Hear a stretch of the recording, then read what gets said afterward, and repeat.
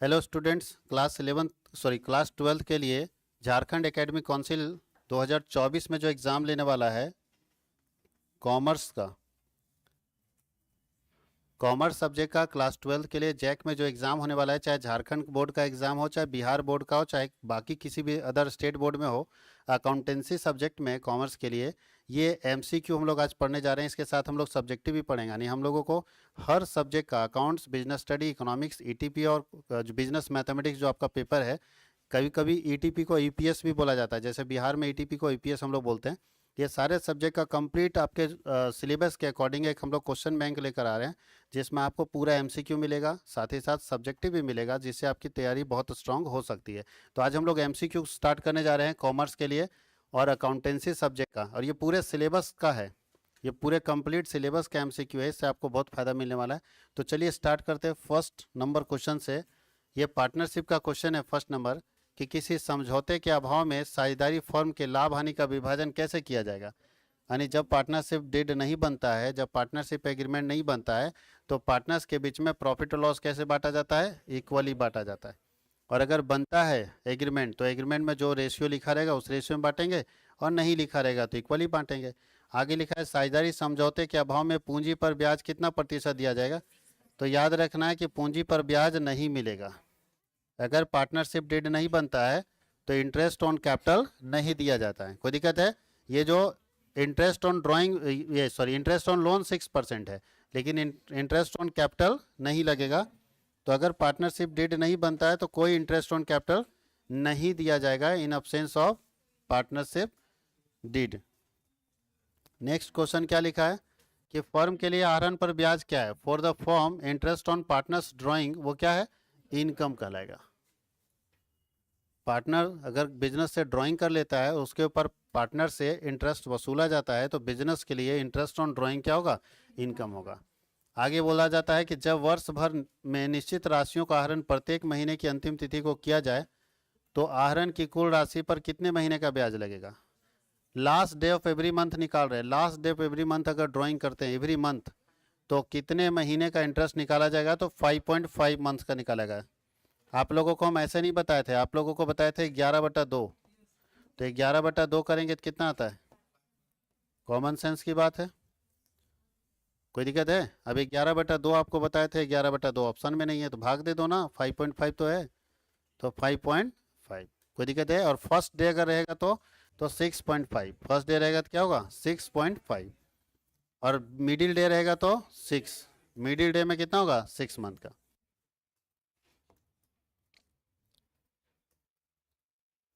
बोलता है कि which of the following is an appropriation of profit. इसमें कौन सा प्रॉफिट का एप्रोप्रिएशन है जिससे प्रॉफिट एप्रोप्रिएशन हो सकता है? कैसे पहचानेंगे कि प्रॉफिट का एप्रोप्रिएशन हो रहा है या नहीं हो रहा है? तो इसको पहचानने का तरीका सिंपल याद रखना है कि जो भी एप्रोप्रिएशन ऑफ प्रॉफिट होगा वो पीएल एप्रोप्रिएशन में जाता है। तो इसमें से देखो कि पीएल एप्रोप्रिएशन में जाने वाला आइटम कौन है। जो पीएल एप्रोप्रिएशन में जाएगा, यानी 5 आइटम तो पीएल एप्रोप्रिएशन में जाता ही था, 5 ही आइटम जाता है, 4 या 5 आइटम। तो देखिए कि अगर उसमें से कोई आइटम है तो इसका मतलब एप्रोप्रिएशन ऑफ प्रॉफिट है, और अगर उसमें से कोई आइटम नहीं है तो चार्ज अगेंस्ट प्रॉफिट है। चार्ज अगेंस्ट प्रॉफिट मतलब जो पीएल एप्रोप्रिएशन में ना जाके प्रॉफिट एंड लॉस अकाउंट में जाता है। जैसे ये देखिए, इंटरेस्ट ऑन लोन आपका प्रॉफिट एंड लॉस अकाउंट में लिखते हैं। अब क्लास 11th में पढ़े थे, पीएल बना रहे थे, ट्रेडिंग बना रहे थे, तो जो ट्रेडिंग पीएल में जाने वाले आइटम होते हैं उनको बोलते हैं charge against profit. Charge against profit मतलब ये प्रॉफिट को घटाएगा। चार्ज अगेंस्ट प्रॉफिट का मतलब है इससे हमारा प्रॉफिट क्या होगा? घट जाएगा। सोचिए, कमाए अगर 1 लाख रुपए और उसमें कुछ इंटरेस्ट देना पड़ जाए तो घट जाएगा आपका प्रॉफिट। लेकिन ये इंटरेस्ट ऑन कैपिटल ऐसा है जिसको हम लोग बोलते हैं एप्रोप्रिएशन ऑफ प्रॉफिट, इससे हमारा प्रॉफिट नहीं घटे। और देखते हैं और ऑप्शन में क्या क्या है। अगर दूसरा कुछ और अलग ऑप्शन रहेगा, सैलरी और रेंट। देखो सैलरी है, पार्टनर सैलरी रहता तो एप्रोप्रिएशन ऑफ प्रॉफिट कहलाता, लेकिन सिर्फ सैलरी है। किसका सैलरी है? मैनेजर का है, पार्टनर का कुछ कंफर्म नहीं है। हम लोग ये मानते हैं कि कुछ कंफर्म नहीं है, तो अब सैलरी किसका लेते हैं? तब हम लोग सैलरी किसका लेते हैं? को क्या हो गया? जब कुछ ना दिया रहे तो हम सैलरी मानते हैं कि हमारे एम्प्लॉय का सैलरी। और रेंट के बारे में भी कुछ नहीं बोला है, तो रेंट हम लोग मानेंगे कि बिजनेस का रेंट है। इसलिए ये सब, ये देखो चार्ज अगेंस्ट प्रॉफिट है, सीधा प्रॉफिट को घटा देगा। जैसे 1 लाख रुपए कमाए, 30,000 रेंट देना पड़ा तो 70,000 बचेगा, सैलरी 20,000 देना पड़ा तो 50,000 बचेगा। तो ये सारे जो हैं वो चार्ज अगेंस्ट प्रॉफिट हैं, ये प्रॉफिट को रिड्यूस करते हैं। और अकेला एक आइटम था नीचे इंटरेस्ट ऑन कैपिटल, जिससे प्रॉफिट रिड्यूस नहीं होता है। क्यों नहीं होता है? इंटरेस्ट ऑन कैपिटल से क्यों प्रॉफिट रिड्यूस नहीं होता है? खुद सोचिए कि अगर ए और बी पार्टनर है, मेरे पास प्रॉफिट 1 लाख रुपए का है, ठीक है। अब ये अगर ए लोग को इंटरेस्ट ब्याज नहीं देंगे तो ये 1 लाख किस में बटेगा? ए और बी में। अब ए और बी दोनों तय के नहीं ब्याज चाहिए, तो बोले कोई बात नहीं, इसको भी 10,000 ब्याज चाहिए और इसको भी कितना ब्याज चाहिए, मान लेते हैं वैसे, इसको मान लो 16,000, इसको 10,000। तो अगर 16,000 और 10,000 ब्याज चाहिए तो इसका मतलब है कि 16,000 इसको दे दिए, 10,000 इसको दे दिया, तो कितना 26,000। तो 26,000 प्रॉफिट कम हो जाएगा ना। अरे ब्याज कहाँ से देगा? मैनेजर अपना पॉकेट से बाबूजी का खेत बेच के देगा कि आप ही के प्रॉफिट से निकाल के देगा? तो इसमें से 26,000 दे दिया कि ले लीजिए ब्याज, कोई दिक्कत नहीं। तो 26,000 कट गया तो बचा कितना? 74,000। अब 74,000 दोनों बटेगा। तो बताओ जी, बेवकूफ़ी वाली बात है कि नहीं? ऐसे भी तो पैसा आप ही को ना देना था। तो भैया पैसा आपको देना था, अब आप उसको अलग अलग तरीके से लोगे लेकिन जाएगा तो आप ही के पास। बताइए, इसमें से कहीं प्रॉफिट घट रहा है? 16,000 हम आपको ऐसे देंगे और फिर इसमें हिस्सा देंगे तो बात वही पड़ेगा। पैसा आप ही का है, आप जैसे लो। तो इसीलिए इसको बोला जाता है एप्रोप्रिएशन ऑफ प्रॉफिट। इससे प्रॉफिट रिड्यूस नहीं होता है, प्रॉफिट घटता नहीं है। पार्टनर को उतना ही पैसा मिलता है जितना उसको मिलना है। डायरेक्ट भी प्रॉफिट मिलता तो भी यही लोग को मिलता, और ऐसे भी बटा तो यही लोग को मिला जोड़ के। बात समझ गए? तो ऐसे आइटम्स को बोलते हैं एप्रोप्रिएशन ऑफ प्रॉफिट, जिससे प्रॉफिट घटता नहीं है। लेकिन रेंट हम किसी थर्ड पार्टी को दे रहे हैं तो उससे तो पार्टनर का प्रॉफिट घटेगा ना। बात समझ गए? थर्ड पार्टी का रेंट है तो कट के ना पार्टनर को मिलेगा, लेकिन यहाँ कट के मिल रहा है। अगर 16,000 और 10,000 दिए तो 26,000 हटा के बाकी यही लोग को दे रहे हैं। तो यही स्थिति कहलाता है। तो जो आइटम प्रॉफिट को रिड्यूस नहीं करता है, जिससे पार्टनर के प्रॉफिट पर कोई असर नहीं पड़ता है, वैसे आइटम को बोलते हैं एप्रोप्रिएशन ऑफ प्रॉफिट, जिसका 4-5 नाम है, हम बता देते हैं। पहला इंटरेस्ट ऑन कैपिटल, दूसरा इंटरेस्ट ऑन ड्राइंग, तीसरा सैलरी ऑफ पार्टनर, चौथा कमीशन ऑफ पार्टनर, और पांचवा ट्रांसफर टू जनरल रिजर्व। कोई दिक्कत है? इसके अलावा और कोई आइटम नहीं, सारे आइटम्स एप्रोप्रिएशन ऑफ प्रॉफिट कहलाता है। इससे हमारे प्रॉफिट पर कोई इम्पैक्ट नहीं पड़ता है। अब चलते हैं हम लोग आगे। बोलता है कि निम्न घटक ख्याति को प्रभावित करते हैं सिवाय, इसमें से कौन सा ऐसा फैक्टर है जो गुडविल को प्रभावित नहीं करता है? बाकी 3 होंगे जो प्रभावित करते होंगे, तो पूछ रहा है इसमें से कौन ऐसा है जो प्रभावित नहीं करता है? तो पहला, नेचर ऑफ बिजनेस तो प्रभावित करता है ना। इफिशिएंसी ऑफ मैनेजमेंट प्रभावित करता है। टेक्निकल नॉलेज नहीं करता है। इसका मतलब टेक्निकल नॉलेज एक ऐसा टॉपिक है जिससे हमारा गुडविल पर कोई असर, ग्राहक की स्थिति, गुडविल। अरे भाई, जब एकदम किनारे में जंगल साइड में जाके बहुत बड़ा तुम मॉल खोल देगा, चलेगा? तो लोकेशन बहुत मैटर करता है। तो ये 3 ऐसे चीज़ हैं जो गुडविल को इफेक्ट करता है। एक अकेला चीज़ नहीं इफेक्ट करता, वो क्या है? Technical knowledge. कहीं कोई दिक्कत है? अगर क्या गुडविल को लोकेशन ऑफ कस्टमर कैसे? आप बहुत फेमस हैं तो कस्टमर आपके पास चला जाएगा। बहुत फेमस नाम है, एकदम किनारे में खोलिएगा तो लोकेशन, लोकेशन गुडविल के लिए सबसे इंपॉर्टेंट चीज़ है। जहाँ लोकेशन जिसका बनेगा तभी तो गुडविल क्रिएट होगा। लोकेशन अगर नहीं रहेगा तो गुडविल क्रिएट नहीं होगा, याद रखना इस चीज़ को। क्या? अच्छा, नहीं तो कस्टमर का लोकेशन है तो ठीक है जी, और सॉरी बिजनेस का, वहाँ ठीक है, ठीक है। ये बिजनेस का लोकेशन होना चाहिए, कस्टमर का लोकेशन लिखा हुआ है ना। ठीक है, यहाँ चलो ठीक है, ये वाला होगा डी। यहाँ बिजनेस का ना लोकेशन जरूरी है, कस्टमर का लोकेशन दे दिया, हम लोग पूरा नहीं पढ़े। लोकेशन ऑफ कस्टमर, बिजनेस का लोकेशन बहुत इंपॉर्टेंट है। अगर बिजनेस का लोकेशन होगा तभी तो गुडविल उसका बनेगा। जो क्राउडेड एरिया में जो बिजनेस सेटअप होता है ना, उसका गुडविल ज़्यादा होता है, और जो इंटीरियर एरिया में बिजनेस सेटअप होता है उसका गुडविल क्या होता है? कम होता है। तो गुडविल को प्रभावित करने वाला एक फैक्टर जो नहीं है वो है क्या? कस्टमर का लोकेशन से हमको कोई लेना देना। कस्टमर कहाँ रहता है उससे हमको क्या मतलब, मेरा बिजनेस कहाँ है। यहाँ याद रखना, लोकेशन ऑफ बिजनेस रहता तो ये सही हो जाता। लोकेशन ऑफ बिजनेस रहता तो ये सही हो जाता। बिजनेस का लोकेशन के ऊपर गुडविल डिपेंड करता है, लेकिन कस्टमर के लोकेशन से गुडविल डिपेंड नहीं करता।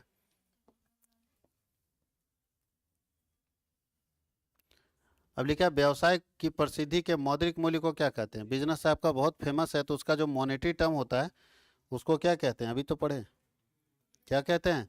गुडविल कहते हैं। जो मॉनेटरी टर्म होगा किसी बिजनेस के फेमसिटी का, उसको हम लोग क्या बोलते हैं? गुडविल। फिर यहाँ पूछ रहा है गुडविल क्या है? टेंजिबल है? नहीं। क्या है? Goodwill intangible. इनटेंजिबल मतलब दिखाई नहीं देता है, बट इसका इंटरनल वैल्यू है। मार्केट में इसको रियलाइज कर सकते हैं, बेच सकते हैं। दिखाई नहीं देता है फिर भी इसको हम बेच सकते हैं मार्केट में, तो गुडविल हमारा इनटेंजिबल एसेट है। अब एक क्वेश्चन दिया है एवरेज प्रॉफिट के बेस पर निकालना है गुडविल। ये तो बहुत अच्छा क्वेश्चन है, आसानी से बना सकते हैं। क्या दिया जी? तो पहले एपी निकालिए। एपी बराबर क्या होता है? तीनों साल के प्रॉफिट को जोड़िए, कितना आता है? 6,000, 13, 19 और 8। 3 साल का एवरेज प्रॉफिट निकालेंगे 27/3 यानी कितना? और गुडविल बराबर क्या होता है? एपी। एपी है 9,000 into number of year purchase कितना है? तो 9 दूनी 18,000। जो ऑप्शन होगा मार दीजिए। कितना नंबर ऑप्शन में है? सी नंबर में 18 है। ऑप्शन नंबर कितना मानेंगे? सी। कहीं कोई दिक्कत है? फॉर्मूला आपके पास है, फॉर्मूला लगाइए और आराम से बनाइए, बन सकता है। आगे आगे लिखा है पुनर्मूल्यांकन खाते में नाम पक्ष पर जमा पक्ष का अधिक क्या कराता है? मतलब excess of credit side over debit side on revolution account. जब आप रिवोल्यूशन बनाते हैं तो उसका क्रेडिट साइड अगर ज़्यादा होता था और डेबिट साइड में कम होता था तो क्या निकलता था? रिवोल्यूशन का प्रॉफिट या रिवोल्यूशन का लॉस? क्रेडिट मतलब प्रॉफिट। तो क्रेडिट साइड ज़्यादा हो और डेबिट साइड कम हो तो क्या होगा? प्रॉफिट। और कहीं उल्टा हो जाए तो लॉस होगा। उल्टा हो जाएगा तो क्या होगा?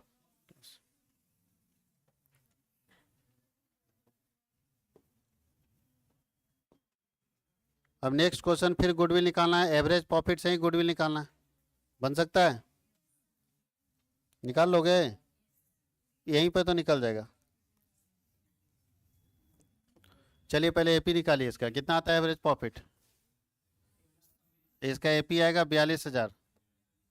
कैसे निकलेगा? तो तीनों को जोड़ के 3 से भाग दे देना। और goodwill number of year purchase है। नंबर ऑफ ईयर परचेज कितना है? तो 42 दूनी 84,000। 42 दूनी कितना होगा? गुडविल निकालना जानते हो ना? फॉर्मूला में सिर्फ सेट करना है। आगे लिखा है ए और बी साझेदार हैं। सी को 1/5 हिस्से के लिए शामिल किया जाता है। सी अपने भाग के लिए 1,20,000 पूंजी के रूप में लाता है। फर्म का टोटल वैल्यू बताओ। टोटल वैल्यू कितना होगा? अभी तो पढ़ाए थे, जब एडमिशन ऑफ पार्टनर पढ़ा रहे थे तो वहाँ बताया था ना टोटल फर्म का कैपिटल कैसे निकालते थे। नया पार्टनर का कैपिटल इंटू उसके शेयर को पलट देते थे। यही होगा जी। आखिर खुद सोचो ना कि ये ला रहा है 1,20,000 कितना हिस्सा के लिए? अगर 1/5 हिस्सा के लिए हमको 1,20,000 देना पड़ रहा है तो पूरे बिजनेस का कितना पूंजी होगा? हम बेवकूफ़ नहीं है कि कोई हमको 1/5 के लिए कुछ भी मांग देगा तो दे देंगे। हम भी हिसाब मांगेंगे ना कि आखिर हमसे 1/5 का 1,20,000 कैसे मांग रहे हो? बिजनेस का तुम्हारा वैल्यू कितना है? तो कैसे निकलेगा बिजनेस का वैल्यू? तो बताए थे कि इसके शेयर को 1,20,000 इंटू इसका शेयर को पलट दो। 1/5 को 5/1 कर दो तो 12×5 = 6 लाख होगा। देखो कहीं है? 6 लाख रुपए इस फॉर्म का वैल्यू है। टोटल वैल्यू कितना है? 6 लाख रुपए। अब लिखा है नए साझेदारी ठहराव के बाद तैयार किए गए चिट्ठे में संपत्ति और दायित्व का लेखा किया जाता है। फिर से समझना, नया पार्टनरशिप फॉर्म जब बनता है, यानी मान लो कोई पार्टनरशिप बिजनेस है, उसका एडमिशन हो गया कोई पार्टनर का, तो एडमिशन होता है तो नया बैलेंस शीट बनाते हैं ना। तो नया बैलेंस शीट में जो एसेट्स और लायबिलिटी होता है उसको किस वैल्यू पर लिखते हैं? पुराना अमाउंट पर, रिवैल्यूड अमाउंट पर, रियलाइजेबल अमाउंट पर और any of the above. Revalued amount पर लिखते हैं। घटता है तो घटा देते थे, बढ़ता है तो बढ़ा देते थे। याद रखिएगा कौन सा होगा? Revalued amount. कौन सा ऑप्शन होगा? बी। तो 13 का ऑप्शन क्या होगा? बी। 13 का ऑप्शन क्या होगा? जब भी हम लोग नए बैलेंस शीट में लिखते हैं तो कौन सा अमाउंट पर लिखते हैं? अब पुराने बैलेंस शीट में किस पर लिखा जाता है? एक्चुअल वैल्यू, जिसको ओरिजिनल वैल्यू भी बोलते हैं, ओरिजिनल कॉस्ट भी बोलते हैं। नए साझेदार के द्वारा ख्याति की राशि दी जाती है। अगर कोई नया पार्टनर आता है, गुडविल का पैसा दिया जाता है, तो गुडविल का पैसा किसके लिए देता है? वो हमको पूंजी देता है लाभ में हिस्सा लेने के लिए। पूंजी देता है लाभ में हिस्सा लाने के लिए। गुडविल का अमाउंट किसके लिए? पूंजी भुगतान के लिए गुडविल देता है? नहीं।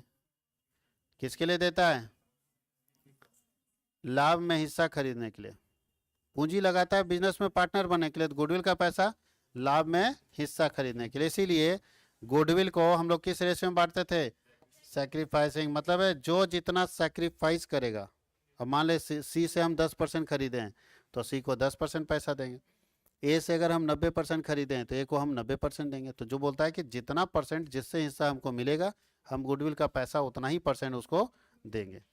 अब नया रेशियो का दे दिया है, ए बी सी 3 पार्टनर है जिनका रेशियो है 4:3:2 और डी को 1/10 हिस्से के लिए पार्टनरशिप में लाते हैं। नया रेशियो क्या होगा बताइए। यहाँ पे कुछ भी नहीं लिखा है तो रिमेनिंग शेयर से बनेगा। तो चलिए इसको निकाल के देखते हैं कि अगर 3 पार्टनर है ए बी सी जिनका रेशियो है 4:3:2 तो इनका नया रेशियो क्या होगा। ठीक है, यहीं पे निकाल के दिखाते हैं। शुरू किया जाए। सबसे पहले रिमेनिंग शेयर से ना बनेगा, रिमेनिंग शेयर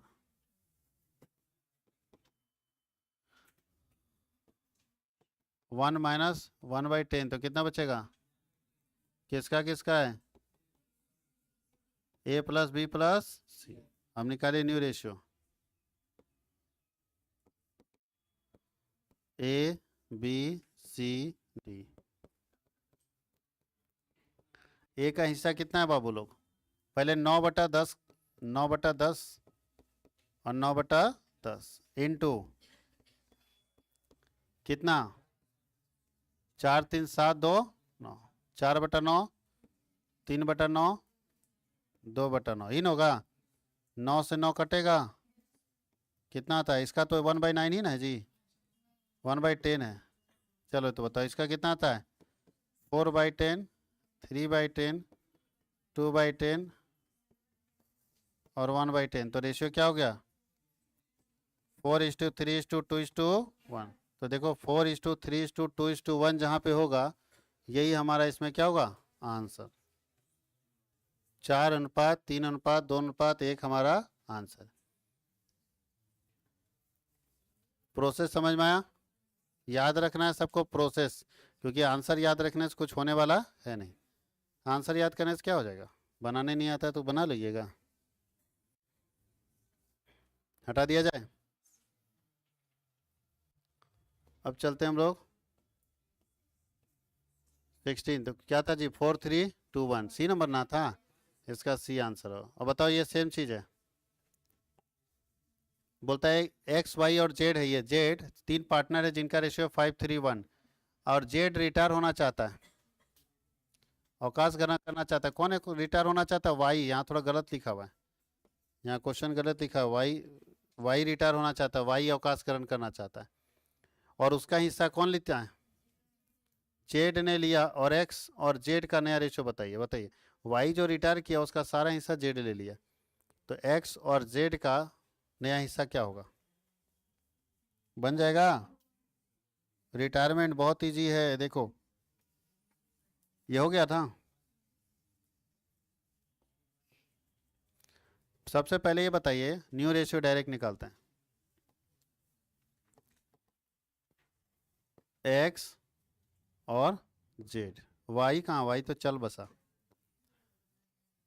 तो न्यू रेशियो बराबर जब हम रिटायरमेंट में पढ़ते हैं तो होता है ओ रेशियो प्लस गेनिंग रेशियो, ओ रेशियो प्लस।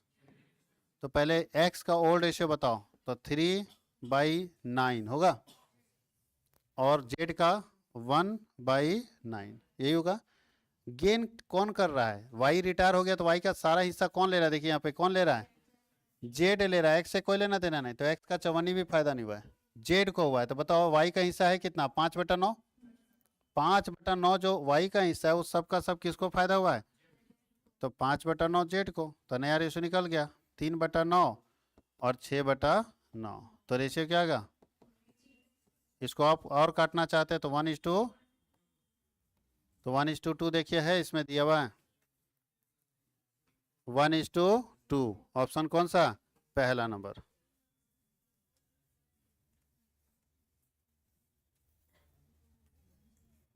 कोई दिक्कत है, पहला नंबर क्वेश्चन हम लोग, पहला नंबर ऑप्शन हम लोगों का सही है।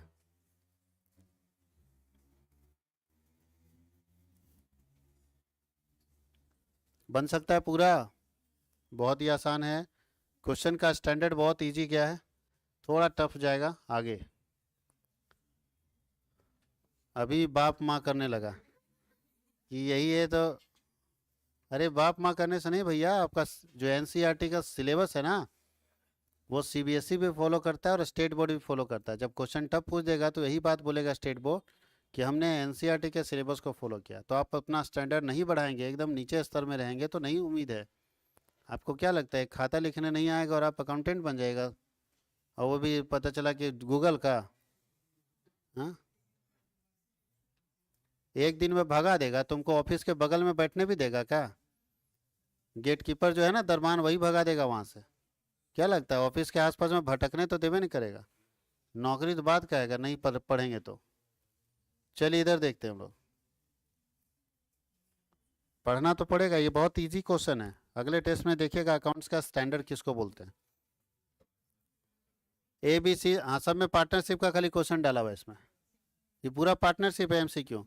अगले वाले में एमसीक्यू हम एकदम केवल कंपनी और बाकी कैश फ्लो स्टेटमेंट डालेंगे, रेशियो डालेंगे, तब आप देखिएगा किसको स्टैंडर्ड बोलते हैं। घुमा फिरा क्वेश्चन देना जरूरी है। ए बी सी का रेशियो 1/2, 1/3, 1/6, देखिए रेशियो ठीक नहीं है, इसको ठीक करना पड़ेगा। सी रिटायर करता है, गेनिंग रेशियो पूछ रहा है, तो खाली रेशियो ठीक कीजिए और काट दीजिए सी का हिस्सा। तो बताइए रेशियो ठीक कर लेते हैं पहले। तीनों का रेशियो ठीक नहीं है, तीनों का रेशियो ठीक नहीं है, तो चलिए रेशियो ठीक करते हैं। चलिए सबसे पहले बताइए क्या क्या है। ए बी और सी 1/2, सबका बेस बराबर करना, नीचे वाला बराबर करना। बाबू लोग क्या करें, इसको 2 बना सकते हैं? नहीं, लेकिन इसको 6 बना सकते हैं। तो किसको 6 बनाना चाहिए? इसको 6 बनाने के लिए क्या करना होगा?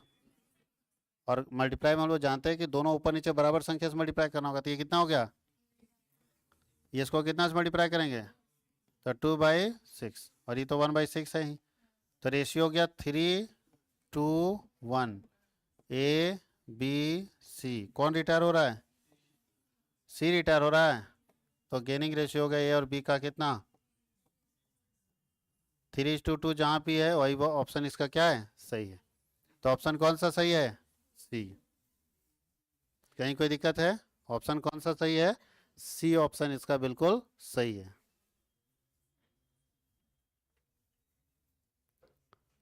अब आगे लिखा है, एक साझेदार के अवकाश ग्रहण करने पर संपत्ति और दायित्वों के पुनः मूल्यांकन के लाभ पूंजी खाते में कहाँ लिखे जाते हैं? क्रेडिट किए जाते हैं। तो कौन से खाते में क्रेडिट किए जाते हैं वो हम लोगों को देखना है।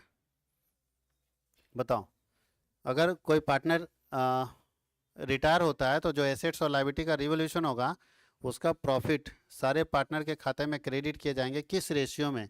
कौन से रेशियो में? ओल्ड रेशियो में, ओल्ड पार्टनर में। तो पहला ऑप्शन है सभी साझेदारों के पुराने लाभ विभाजन अनुपात में थे, उसका ऑप्शन कौन सा सही होगा? ए। गेनिंग रेशियो कब कैलकुलेट करते हैं? जब कोई पार्टनर एडमिट करता है, या जब कोई पार्टनर रिटायर करता है, या डिजॉल्व होता है? रिटायर करता है। जब कोई पार्टनर रिटायर करता है, तो इसका ऑप्शन क्या सही होगा? बी।